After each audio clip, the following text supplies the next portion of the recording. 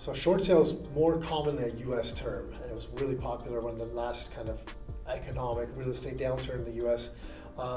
Because property values had dropped so much that there was people were buying properties for less than what was owed on them, which means it was a short sale because the funds that were collected on the sale, like someone paid for the property, was not enough to pay off any debt. It could be the mortgage or any other loans registered against the property.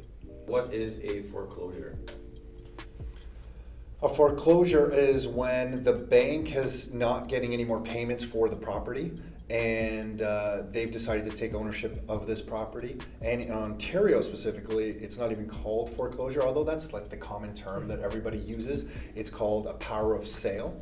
And also in Ontario, unlike in the US or some other jurisdictions, we can't have, let's say you have $1 million property and there's only owed $100,000 on that property. If the bank forecloses on that property, you would think they would be happy selling it for like $100,000 so that they could get what they're owed back, and you might get a great deal on the property.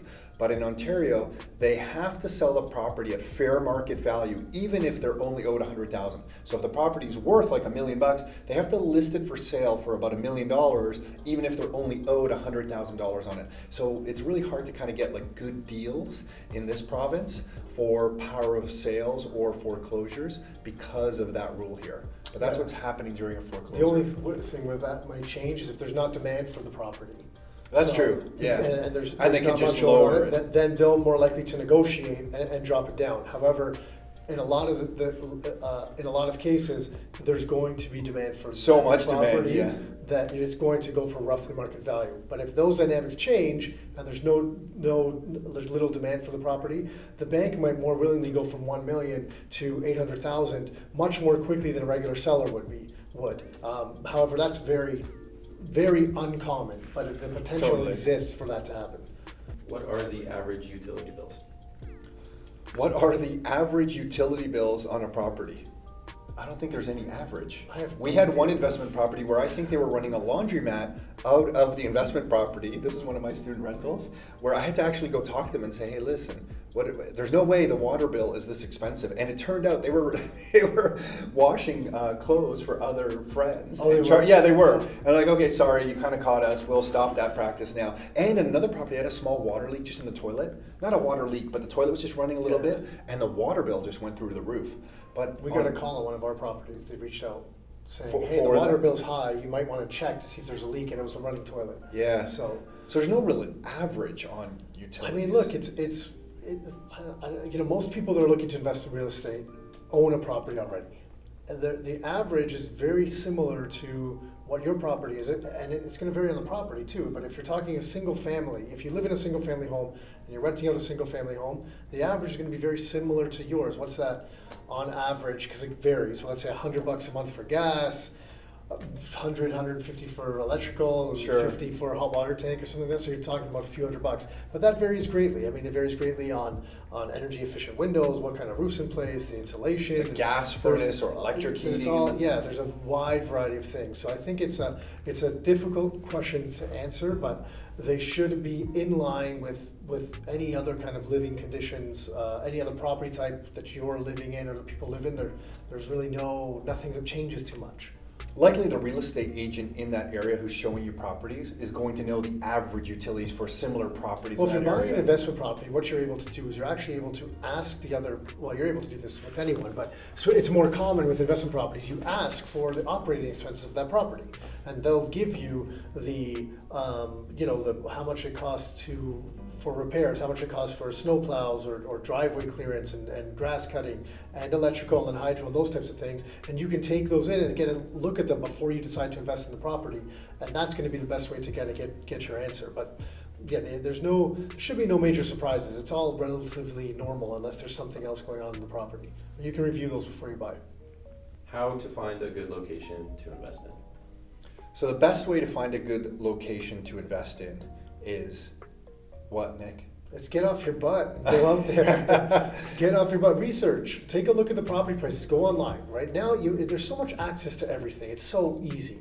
Go online, go use Google Street View, go on the MLS system, look at the property prices, go online and get a sense of what the rents are, because the rentals are advertised online as well. And then don't just take your word for it. Go and drive the streets. That's what we did when we first started investing. Drive the streets, look at the area, look at the malls, look at the types of properties. Tom's been in the car, I'm like, pull over, and I jump out of the car, and I run up to a guy that's sitting on the porch, and I'm like, hey, how much are you paying for rent here? It was by a school, it was actually a student area, and it was a student living in the property, which is why I figured it was a rental. But that's how you get an idea of what's going on. We even booked appointments as like prospective renters at different rentals that would be our competition in the area, to get a sense of how much they were renting, to get a sense of how much demand there was, the condition of the property. It's not a lot of work, and if you're interested in this stuff anyways, it's kind of fun. So there's, get online, do a little bit of research, but get off your butt and go look at this type of stuff. That's the kind of like on the streets real estate side of it, like looking at the properties and understanding the rents.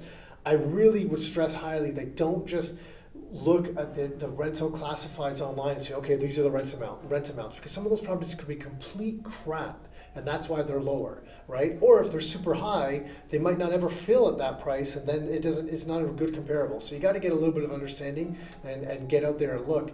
But that's like the actual property thing. There's other factors like the actual kind of like, I guess, the economic factors around it. Yeah, but I like what you're saying. Too many people overthink it. Like, find out how much you can get in rent, what are the expenses, if the rent is going to cover the expenses or be higher than the expenses.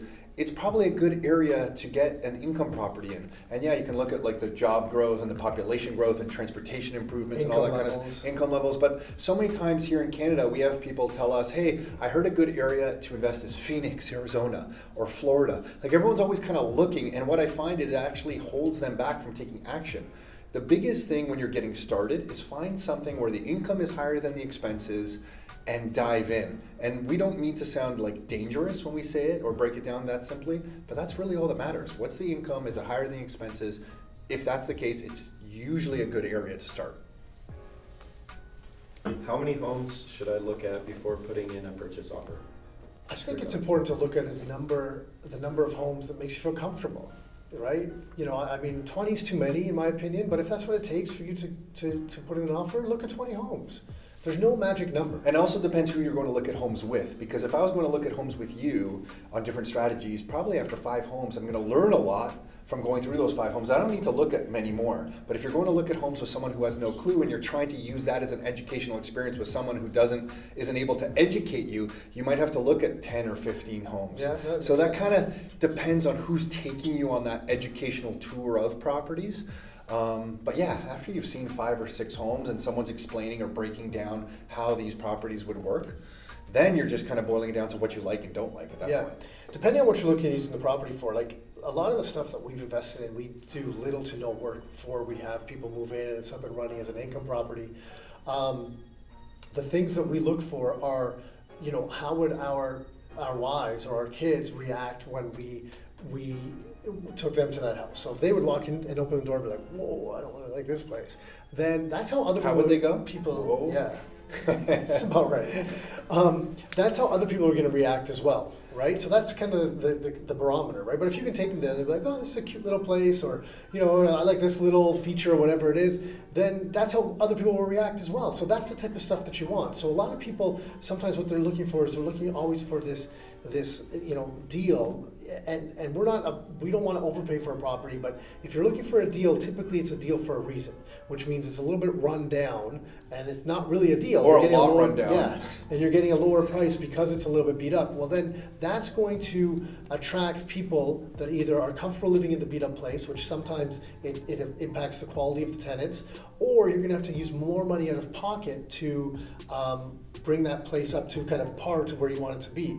So, I'm off on a tangent here, but to the number of properties, it's more about just find, when you're looking at the properties, I don't know what the actual number is, but keep in mind that it's like someone's going to live there. So the stuff that you like and the reaction you're going to have, or loved ones of yours when you bring there, are the same reaction other people are going to have. So when we look for those, we're looking for the number of properties we need to find one that's clean, safe, functional, bright, that type of stuff is the types of things that we're looking for. Sometimes we look for 2 properties before we find one. Sometimes you have to look at 25 or more. It's just not right. So in my opinion, it's more important to define what you want. So when you define what you're looking for as far as the property type and the strategy you're going to use, once that's defined, then just look for the property that finds that criteria. Sometimes it's going to be quick, sometimes it's going to take longer. I like what you said there on straight rentals. If it's clean, if it's safe, and it's functional, you pretty much found it. That's it. How do I get pre-approved for a loan?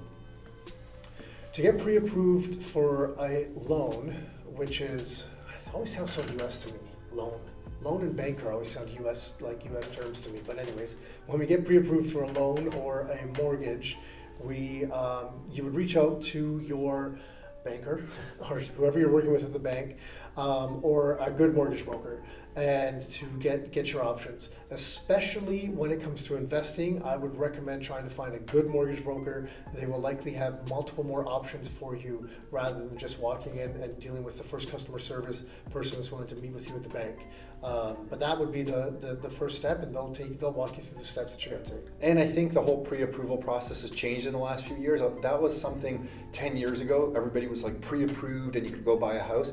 In today's banking world, until you actually have the offer accepted and you go with it to the bank, you're never fully approved. So just be aware of that. Like they might tell you, okay, you're approved for this range, but until you have the offer, an agreement of purchase and sale, and you go to the mortgage broker or banker with it, and then get the final approval, only then are you technically fully approved. So just be aware of that, because that's something that's changed over the last few years. Yeah, my first property, I got myself into a bunch of trouble, or not the greatest situation, because I was pre-approved, so I figured I was safe. I was buying a property that was pretty beat up. I was going to fix it up and sell it, and I went in firm because there's multiple offers. So I went in firm, no financing condition, because I was pre-approved. I thought that meant I had the mortgage. You're approved. It was within You're the thing, pre-approved. right? And something on the listing, I don't know if it said for land value only, or it talked about the structural deficiency because there was a problem in the basement. When the bank saw that, they're like, no, we're not going to finance this because it's not worth this much because of this. Obviously, there's something wrong with this house. So then that pre-approval went out the window, and now I was in a firm deal. This is my first property. I was like 21, I guess, and I was freaking out because I'm like, I can't close on this. Am I going to get sued? All these types of things. So to your point, it's valuable. Like the pre-approval, what it's good for is it's going to give you a range that you can buy in. That's pretty about much it, the only thing it's good for. And now I've noticed on the commercials for banks, they don't even say pre-approval anymore. They say you're pre-qualified. Oh yeah. So it's almost like they're qualifying you to get approved, and that's all they're doing. Yeah. Should I use an agent to help me find properties? Yeah, I think use whatever resources are available to you to help you find properties. So if that's an agent or multiple agents or friends or family, and when I say multiple agents, I'm really big on protecting relationships of people that can help me, and that we can work together and have these long partnerships. I'm really loyal to people that are loyal to me. So if you are using multiple agents, just be upfront with them and say, hey, look, I'm looking in this area, I'm using this guy in this area, but if you find me something in this area, don't have them, don't go behind people's backs and do shady things. No one likes that type of stuff, but use whatever resources are available. So I'd go online, I'd register multiple sites that send over properties. There's way more stuff online than there ever used to be. Find some good realtors to use. If you're looking for other ones, maybe it's mortgage brokers or lawyers or whoever else can have access to the properties. Something you say all the time, which is a really good point, is before you buy a property, especially as an investment, you want an information advantage.